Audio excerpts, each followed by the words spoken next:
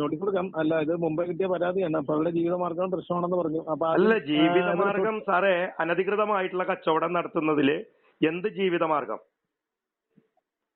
Kakkanad NGO quarters. Sir ഞാനൊരു കാര്യം പറയട്ടെ സാർ, നമ്മുടെ ഒരു മാനുഷിക പരിഗണന. സാർ ഞാനൊരു കാര്യം ചോദിക്കട്ടെ സാർ, ഞാൻ ഒരു കാര്യം, കാക്കനാട് NGO ക്വാർട്ടേഴ്സുമായിട്ട് ബന്ധപ്പെട്ടിട്ട് ഞാൻ ഇട്ടിട്ടുള്ള ഒരുപാട് പോസ്റ്റുകളുണ്ട്, സാർ കാണണം. അവിടെ അനധികൃത കച്ചവടം ലൈസൻസ് ഇല്ലാതെ കണ്ടാണ് നടക്കുന്നത്. ഇവർക്ക് ലൈസൻസ് ഉണ്ടോ ഇല്ലയോ ഹെൽത്തിന്റെ ഡിപ്പാർട്ട്മെന്റിന്റെ ഭാഗത്ത് നിന്ന് സാർ ചെയ്യേണ്ടത്. ലൈസൻസ് ഇല്ല, നമ്മുടെ NULM ഒന്നുമില്ല. അവിടെ ഒരു എന്താ പറയുക ജീവിതമാണ്. അല്ല സാർ, അങ്ങനെ എല്ലാവരോടും അനുകമ്പ കാണിക്കാനായിട്ടാണോ നിൽക്കുന്നത്? എല്ലാവരോടും സഹാനുഭൂതിയോടുകൂടി പെരുമാറുമോ? അങ്ങനെയാണെങ്കിൽ കാക്കനാട് ഒരുപാട് സ്ഥലമുണ്ട് സാർ ഇതേമാതിരി എടുത്തു മാറ്റിയിട്ടുള്ള സ്ഥാപനങ്ങള്, പാവപ്പെട്ടവരെ ഒഴിവാക്കിയിട്ടുള്ളത്. ഇങ്ങനെയൊക്കെ ചോദിച്ചു കഴിഞ്ഞാൽ ഞാനെന്ത് പറയാൻ? ഇങ്ങനെയൊക്കെ അല്ല സാർ, സാറിന് നോട്ടീസ് കൊടുക്കാൻ പറ്റുമോ ഇല്ലയോ? നമ്മൾ നേരിട്ടാണോ? അല്ല സാർ, കേൾക്കുന്നുണ്ടോ? സാർ കേൾക്കുന്നുണ്ടോ? അപ്പൊ AE പറഞ്ഞിട്ടുള്ളത് ആ വഴിയിൽ കച്ചവടം പാടില്ല എന്നാണ്. അവര് വേറെ വഴി നോക്കുന്നുണ്ട്, പോലീസ് വേറെ വഴി നോക്കുന്നുണ്ട്. ഹെൽത്ത് ഡിപ്പാർട്ട്മെന്റിന് എന്തെങ്കിലും ചെയ്യാൻ പറ്റുമോ ഇല്ലയോ? 2 പ്രാവശ്യം പിടിച്ചെടുത്താണ് ആ കട. 2 പ്രാവശ്യം മാറ്റിയതാണ് സാറേ. അത് എന്നിട്ടും അവിടെ വരണമെങ്കിൽ ഹെൽത്ത് ഡിപ്പാർട്ട്മെന്റിന്റെ കഴിവുകേടായിട്ട് കാണണ്ടേ?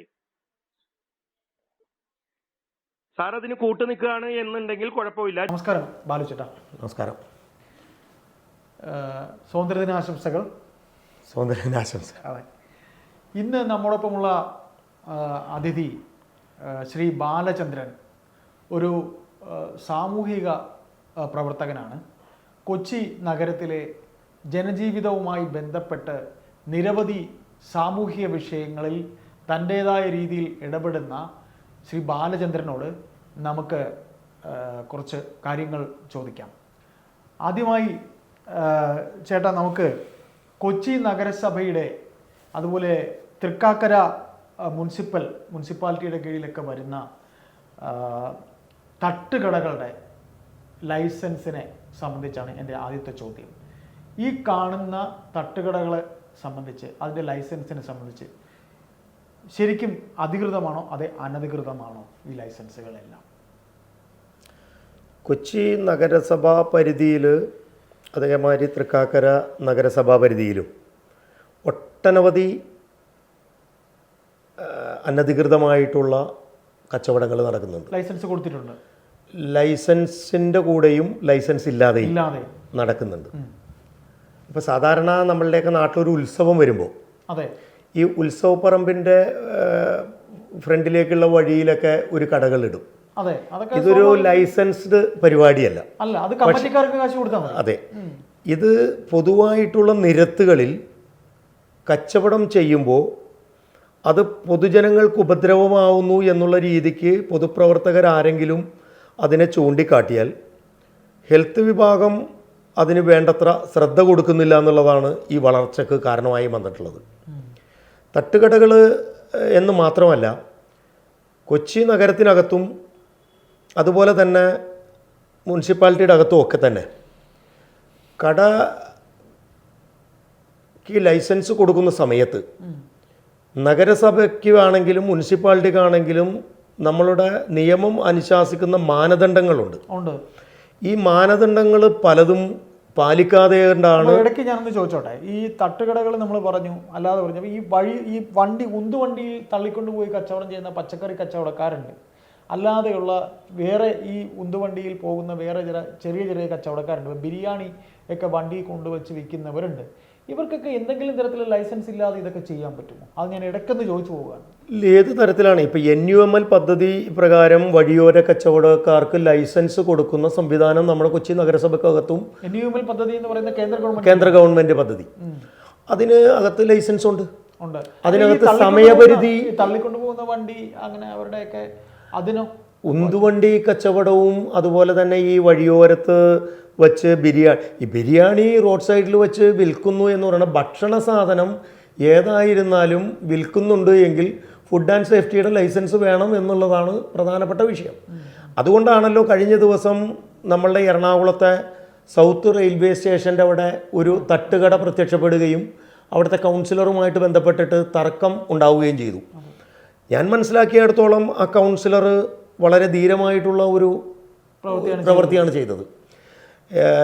ഈ തട്ടുകടകളുടെയും അല്ലെങ്കിൽ ഇത്തരത്തിലുള്ള കടകളുടെയൊക്കെ മറവിൽ ഒട്ടനവധി അനാശാസ്യ മേഖലയിൽപ്പെടുന്ന കാര്യങ്ങൾ നടക്കുന്നുണ്ട്. ഇതൊന്നും പൊതുജനങ്ങൾ ഒന്ന് ചേട്ടൻ പറഞ്ഞത് ലൈസൻസ് ഇല്ലാതെയും പ്രവർത്തിക്കുന്ന തട്ടുകടകളുണ്ട്, അതാണ് ചേട്ടൻ സംസാരിച്ച് വന്നത്. അതിൻ്റെ പിന്നിൽ ആ കാരണം അതെന്തുകൊണ്ടെന്ന് വെച്ചാൽ ഉദ്യോഗസ്ഥരുടെ അനാസ്ഥ കൊണ്ടാണ്. പിന്നെ തീർച്ചയായിട്ടും എൻ്റെ കയ്യിൽ എനിക്ക് വ്യക്തമായിട്ട് അറിയാവുന്ന കാര്യം എന്നോട് സംസാരിച്ചത് തൃക്കാക്കര മുനിസിപ്പാലിറ്റിയിലെ ഒരു JHI അനധികൃതമായിട്ട് നടത്തുന്ന ഒരു തട്ടുകട. ഈ തട്ടുകടയുമായി ബന്ധപ്പെട്ടിട്ട് അവിടുത്തെ ചില പ്രദേശവാസികൾ പരാതി കൊടുത്തു. പരാതി കൊടുത്തതിന് ശേഷം ഈ JHI അവിടെ ചെന്നിട്ട് ഈ പരാതി കൊടുത്ത 10-12 പേരുടെ ഫോൺ നമ്പർ മേടിച്ച് കൊണ്ടുവന്ന് പരാതിക്ക് ആസ്പദമായി തട്ടുകട നടത്തുന്നവർക്ക് ഈ നമ്പർ കൊടുക്കുകയാണ്. എന്നിട്ട് പലരെ കൊണ്ടും ഇവരെ വിളിപ്പിച്ച് സംസാരിക്കുന്നു, ഭീഷണിപ്പെടുത്തുന്നു, ചീത്ത വിളിക്കുന്നു. അപ്പോൾ ഞാനിതറിഞ്ഞതിന് ശേഷം ഞാൻ ഈ JHI വിളിച്ചു. അദ്ദേഹം എന്നോട് കൂളായിട്ട് പറയുകയാണ്, അവർക്ക് ലൈസൻസ് ഇല്ല, ഞാനൊരു മാനുഷിക പരിഗണന കൊടുത്ത് അവരോട് അവിടെ ഇരുന്നോളാൻ പറഞ്ഞേക്കാണ്. അങ്ങനെയെങ്കിൽ മാനുഷിക പരിഗണന കൊടുത്തിട്ട് അയാൾ എത്ര പേരെ തൃക്കാക്കര മുനിസിപ്പാലിറ്റിയിലും കച്ചവട മേഖലയിൽ കൈക്കൂലിയായിരിക്കും. മാനുഷിക പരിഗണന എന്നാണ് അദ്ദേഹം പറഞ്ഞത്. ആയിരിക്കാം ഒരു പരിധിവരെ. അപ്പൊ ചേട്ടാ പറഞ്ഞു വന്ന മറ്റേ കഥയിലെ കൊച്ചി നഗരത്തെ സംബന്ധിച്ചിടത്തോളം ഈ രാത്രികാല കടകളുടെ മറവില് അതിന് ഒരു പ്രധാനപ്പെട്ട വിഷയം, ഈ രാത്രികാല കടകൾക്ക് ഒരു ടൈം ലിമിറ്റ് ലൈസൻസിൽ കാണിച്ചിട്ടില്ല. ത്രൂ ഔട്ട് തുറന്ന് പ്രവർത്തിക്കാം രാത്രി മുഴുവനും. അതുപോലെ C-ക്ലാസ് കടകൾ, ടീ ഷോപ്സ്, ഇങ്ങനെയുള്ള ജ്യൂസ് ഷോപ്സ്, ഇതെല്ലാം സെപ്പറേറ്റ് ലൈസൻസ് ആണ്. എന്നിട്ട് പോലും അത്തരത്തിലുള്ള ലൈസൻസുകൾ C-ക്ലാസിൻ്റെ മറവിൽ കൊടുത്ത് ചിലവർ ഈ ഉന്തുവണ്ടി പോലുള്ള വണ്ടി ഷെഡ് മറച്ചിട്ട് ഒരു ജംഗ്ഷൻ, ഇപ്പോൾ കലൂർ ജംഗ്ഷൻ ഇല്ലെങ്കിൽ പാലാരിവട്ടം ജംഗ്ഷൻ, ഏതെങ്കിലും ഒരു പ്രധാനപ്പെട്ട ജംഗ്ഷനിൽ കൊണ്ടുവന്നിട്ട് ഷീറ്റ് വലിച്ചു കെട്ടി ഹോട്ടൽ മാതിരി കസേരയും മേശയും ഒക്കെ ഇട്ട് കൊടുക്കുകയാണ്. ദേശാഭിമാനി ജംഗ്ഷനിൽ ഒരു കടയുണ്ട്, മാവിൻ ചുവട്ടില, കശുമാവിൻ ചുവട്ടിലെന്തോ അറിയാം. ഇവിടെ ചെന്ന് കഴിഞ്ഞാൽ കാണാം കടയ്ക്കകത്തുള്ള സീറ്റിംഗ് കപ്പാസിറ്റി കഴിഞ്ഞ് പുറത്ത് റോട്ടിലേക്ക് കസേരയും മേശയിട്ടിട്ട്. ഇത് ആയിട്ട് ബന്ധപ്പെട്ടിട്ട് നമ്മൾ പലതവണ നമ്മളുടെ കലൂർ ഹെൽത്ത് വിഭാഗവുമായിട്ട് ഈ സംഭവം ചൂണ്ടിക്കാട്ടി കൊടുത്തു. അതുപോലെ തന്നെ ഞാൻ തന്നെ നമ്മളുടെ കലൂര് തന്നെ ഒരു പ്രധാനപ്പെട്ട സ്കൂള്, ഈ സ്കൂളിൻ്റെ തൊട്ട് മുമ്പിലുള്ള അപ്പാർട്ട്മെൻറ്റിൽ നിന്ന് മലിനജലം അത് തൊട്ട് സ്കൂളിൻ്റെ മുമ്പിലേക്കുള്ള കാനയിലേക്കാണ് ഒഴുക്കുന്നത്. അവിടെ രാവിലെ കുട്ടികളെ കൊണ്ടേയാക്കാൻ ചെല്ലുന്ന ആൾക്കാർ മൂക്കുപൊത്തിയാണ് പോകുന്നത്. ഇതുമായിട്ട് ബന്ധപ്പെട്ടിട്ട് ഹെൽത്തിൽ നമ്മൾ വിവരം പറഞ്ഞു. പക്ഷേ ഒരു കാരണവശാലും ഹെൽത്തിൻ്റെ ആൾക്കാർ ഒരു നടപടിയും എടുക്കുന്നില്ല. ആ നടപടി എടുക്കാത്തതിൻ്റെ കാരണം എന്താണ് എന്ന് ഒന്നില്ലെങ്കിൽ ഇവർക്ക് മുകളിൽ നിന്ന് പിന്നെ ഭരണത്തിൻ്റെ തലപ്പത്തിരിക്കുന്ന ആൾക്കാരുടെ റെസ്ട്രിക്ഷൻസ്, അല്ലെങ്കിൽ ഉദ്യോഗസ്ഥന്മാർ അതിലിടപെടണ്ട എന്ന് പറഞ്ഞു.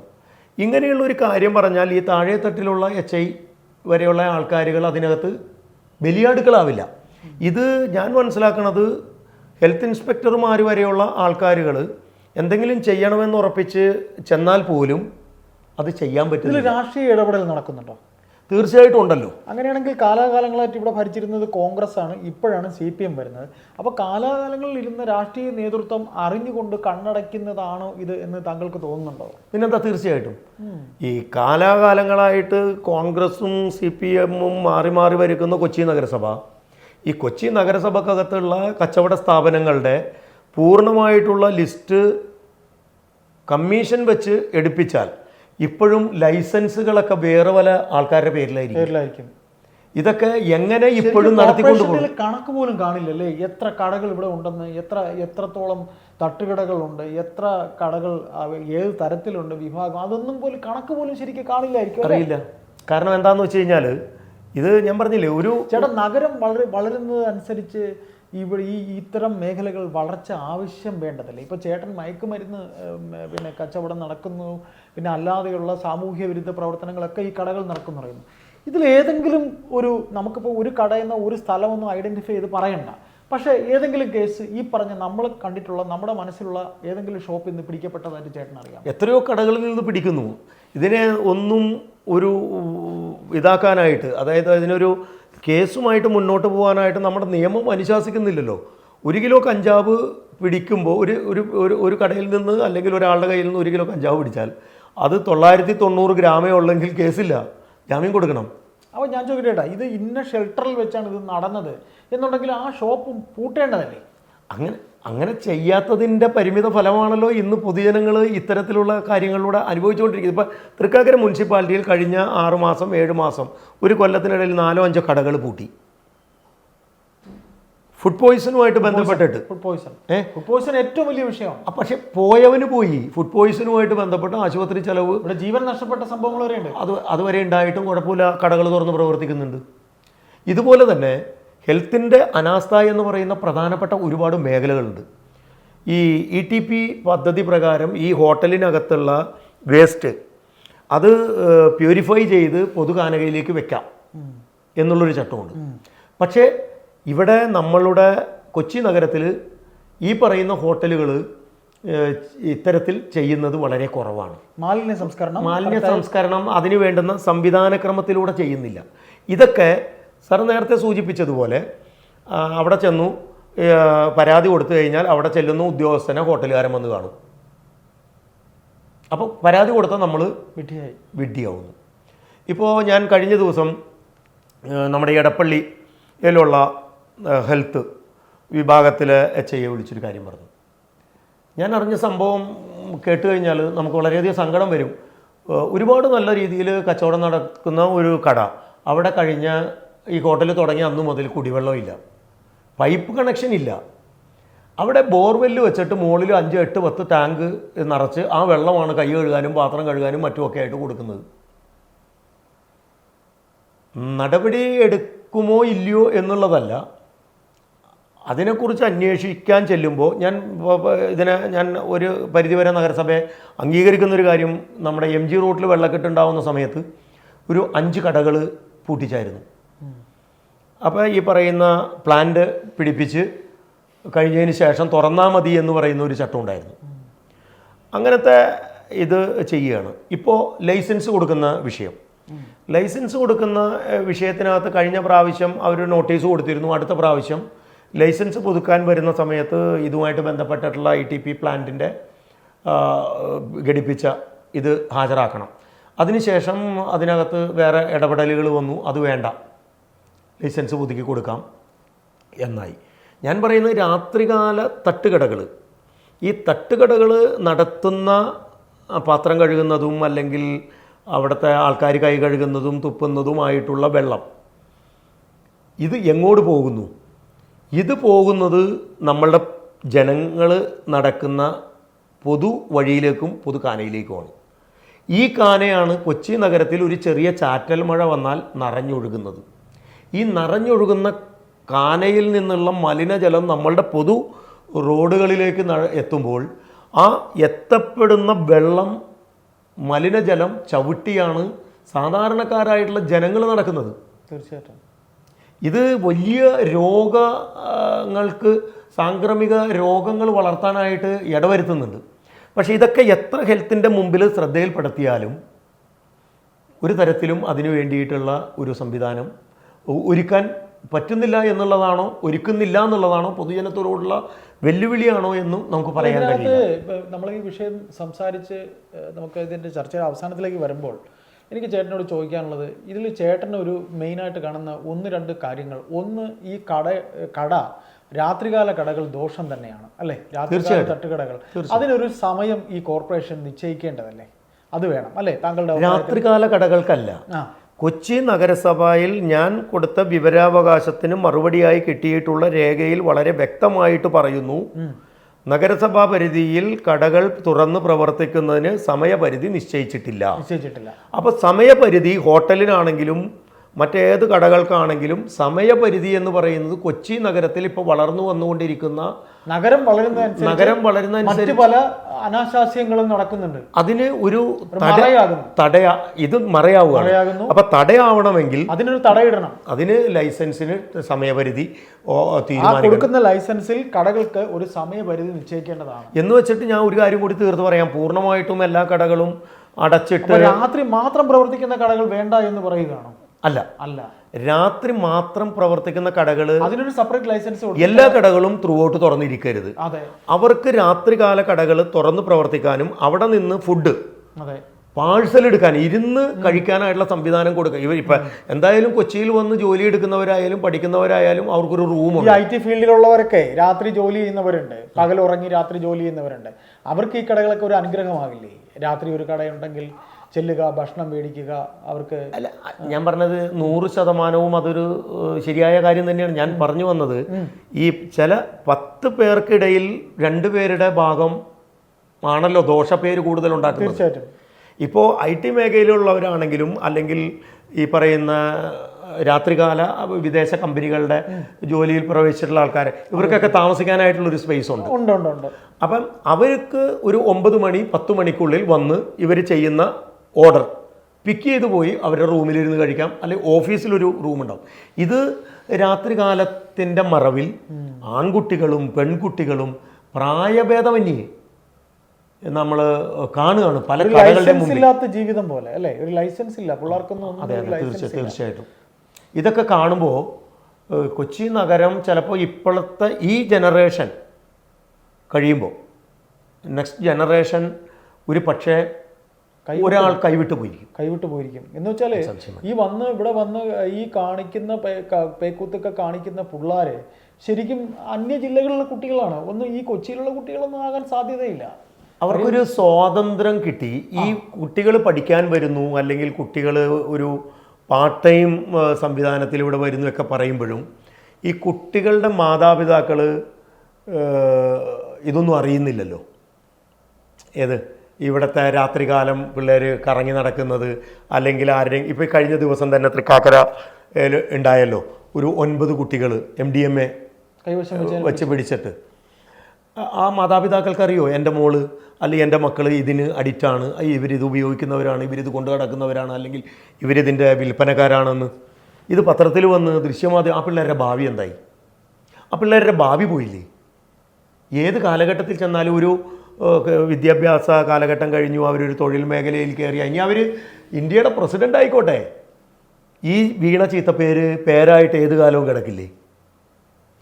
വളരെ ഭയാനകമായി പോകുന്ന ഒരു കാലഘട്ടമാണ് നമ്മളുടെ. ഏതായാലും കൊച്ചി വളരുന്നു. ശരിക്കും കൊച്ചി ഒരു ഹബ്ബ് അല്ലേ? ഒരു ഹബ്ബ് പോലെയായി. ഒരുപാട് പേര് വന്ന് കൂടി ഇവിടെ ഇല്ലാത്ത ഏത് മേഖലയാണ് ഉള്ളത്? എല്ലാ മേഖലയുണ്ട്. വളരുന്നതിൽ നമുക്ക് സന്തോഷമാണ്. പക്ഷേ ഇത്തരത്തിൽ കുറേ കാര്യങ്ങൾ കൈവിട്ടു പോകുമോ എന്നൊരു ആശങ്ക. താങ്കളൊരു കൊച്ചിക്കാരൻ തന്നെയാണ്. അപ്പോൾ ഇത്തരം കാര്യങ്ങളിൽ ഈ ചേട്ടൻ ഒന്നും കൂടെ പറഞ്ഞു വയ്ക്കണം. അപ്പോൾ ഈ രാത്രി കാലത്തേക്ക് മാത്രമായി ഒരു കട എന്നല്ല താങ്കൾ പറയുന്നത്.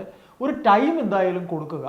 ആ ടൈമിനപ്പുറം പോകുന്നതൊക്കെയാണ് ഈ ഇത്തരം ഹബ്ബുകളായി മാറുന്നത്. ഇത്തരം ഒരു ഷെൽട്ടർ, ഇത്തരം കച്ചവടങ്ങളുടെ ഒക്കെ മാറുന്നത്. അതിന് താങ്കളുടെ ഭാഗത്തു നിന്നൊരു നിയമയുദ്ധത്തിനോ മറ്റോ പോകാൻ താങ്കൾ? ഞാൻ ഇതിനകത്ത് പൊതുവായിട്ട് ഹൈക്കോടതി, ബഹുമാനപ്പെട്ട ഹൈക്കോടതിയെ സംബന്ധിച്ചിടത്തോളം ഹൈക്കോടതി ഒരുപാട് വിഷയങ്ങളിൽ ഇടപെടാറുണ്ട്. പക്ഷേ അതൊന്നും ഞാൻ മനസ്സിലാക്കുന്നത് അതൊന്നും വലിയ രീതിയിൽ പ്രാബല്യത്തിൽ വരുന്നില്ല. ഇപ്പോൾ ഹൈക്കോടതി ഒരു വിധി പ്രഖ്യാപിച്ചാൽ അത് ആ വിധി പ്രഖ്യാപനം ആ ഒരാഴ്ച നടക്കും. ഇപ്പോൾ തേക്കടിയിൽ ബോട്ട് ദുരന്തം ഉണ്ടായി. കൊച്ചി നഗരത്തിലടക്കം നമ്മുടെ മേനകയിലടക്കമുള്ള ബോട്ടുകളുടെയൊക്കെ ലൈസൻസ് ഒരാഴ്ച 2 ആഴ്ച കാലം. സ്കൂളിൽ നിന്ന് കുറച്ച് കുട്ടികളുമായിട്ട് ഒരു വണ്ടി ഒന്ന് ആക്സിഡൻ്റ് ആയി. അടുത്ത ഒരാഴ്ച. അല്ല അത് ചേട്ടാ, അത് ഇവിടെ മാത്രമല്ല, കേരളത്തിൽ മൊത്തത്തിൽ അങ്ങനെ തന്നെ. ഞാൻ പറയുന്നത് ഒരാഴ്ച മാത്രമൊക്കെ ഞാൻ പറയുന്നത് ഒരു വിഷയം ഒരു ഉത്സവക്കാലം മാത്രമാണ്. ഒരു വിഷയം ഒരു ഉത്സവക്കാലമാണ്. ഒരു 7 ദിവസം അല്ലെങ്കിൽ ഒരു 12 ദിവസം കൂടി വന്നാൽ ഒരു 15 ദിവസം വരെ കൊട്ടിഘോഷിക്കുക. അത് കഴിഞ്ഞാൽ അതങ്ങ് കഴിഞ്ഞു. ഇവിടെ വേണ്ടത് ശാശ്വതമായിട്ടുള്ള പരിഹാരമാണ്. ഇതിനകത്ത് കൊച്ചി നഗരസഭ കൗൺസിൽ കൂടി നിയമം ഭേദഗതി ചെയ്ത് ടൈം ഷെഡ്യൂൾ ചെയ്യണം. അത് നിർബന്ധമാണ്. ഈ ഷെഡ്യൂൾ ചെയ്യുമ്പോൾ ഇതിൻ്റെ അകത്ത് വേറൊരു കാര്യമുണ്ട്. കടകൾക്ക് ലൈസൻസ് കൊടുക്കുന്നതിന് മാനദണ്ഡങ്ങളില്ല ഇപ്പം. അതിലൊരു നിയന്ത്രണം ഉണ്ടാക്കണം. പിന്നെ പക്കയായിട്ട് ഈ ചർച്ചയുടെ തുടക്കത്തിൽ ഇങ്ങനെ പറഞ്ഞു, ലൈസൻസ് നോക്കുമ്പോൾ ശരിക്കും ഇപ്പോൾ നടത്തിക്കൊണ്ട് പോകുന്നവനുമായി യാതൊരു ബന്ധമില്ലാത്ത ഒരാൾ ലൈസൻസുകൾ ഒരുപാടുണ്ട്. നമ്മളൊരു റൈറ്റ് ടു ഇൻഫർമേഷൻ കൊടുത്താൽ കേസ്മാർട്ട് വന്നതിന് ശേഷമുള്ള സാധനങ്ങൾ മാത്രമല്ലേ ലൈസൻസിൻ്റെ ലിങ്കായിട്ട് ഇപ്പോൾ കമ്പ്യൂട്ടറിൽ കയറുന്നുള്ളൂ. പഴയ കാലഘട്ടത്തിൽ ഇപ്പം ഞാൻ പറയാം, എറണാകുളം മാർക്കറ്റ് അല്ലെങ്കിൽ നമ്മളുടെ പാലാരിവട്ടത്തോ അല്ലെങ്കിൽ തൃക്കാക്കരയിലോ ഉള്ള പല കടകളും മുനിസിപ്പാലിറ്റിയുടെ കടകൾ, ബാക്കിയുള്ള കടകൾ എഗ്രിമെൻ്റൊക്കെ മക്കളുടെ പേരിലേക്ക് ആക്കാതെ മുനിസിപ്പാലിറ്റിക്കകത്തുള്ള കടകളുടെ ലൈസൻസ് ഉള്ളത് ഇപ്പം നടത്തുന്ന ആളുടെ ഒരു ബന്ധുവില്ലാത്ത ഒരാളുടെ പേരിലായിരിക്കും ആ കടമുറിയുടെ എഗ്രിമെൻ്റ് ഇരിക്കുന്നത്. ഞാൻ മനസ്സിലാക്കിയോണം തൃക്കാക്കര മുനിസിപ്പാലിറ്റിയുടെ അകത്തെ കടമുറികൾ പലതും ഇപ്പോൾ അതിൻ്റെ എഗ്രിമെൻ്റ് ഓണർ ചിലപ്പോൾ നമ്മുടെ ഈ നാട് വിട്ട് തന്നെ അല്ലെങ്കിൽ നമ്മളിൽ നിന്ന് തന്നെ വിട്ടുപിരിഞ്ഞ ആൾക്കാരുടെ പേരിലുള്ള കട എഗ്രിമെൻ്റാണ്, പുതുക്കിയിട്ടുണ്ടാവില്ല ഇപ്പോഴത്തെ ആളുടെ പേരിൽ. ഇതിനൊന്നും മെനക്കെടാനായിട്ട് മുനിസിപ്പാലിറ്റി ഉദ്യോഗസ്ഥർ തയ്യാറാവണില്ല. നഗരസഭകളെ സംബന്ധിച്ചിടത്തോളം അനധികൃത നിർമ്മാണങ്ങൾക്കും ഇത്തരത്തിലുള്ള ലൈസൻസ് കൊടുക്കുന്ന കാര്യത്തിലും അതുപോലെ തന്നെ അതുമായിട്ട് ബന്ധപ്പെട്ട് വരുന്ന ഒരുപാട് കാര്യങ്ങളിലും ശ്രദ്ധ കേന്ദ്രീകരിക്കാതെ പോകുന്നത് കൊണ്ട് അതേ ഒരു മനഃപൂർവ്വം കണ്ണടയ്ക്കുന്നതാണോ ഈ പല കാര്യങ്ങളിലും?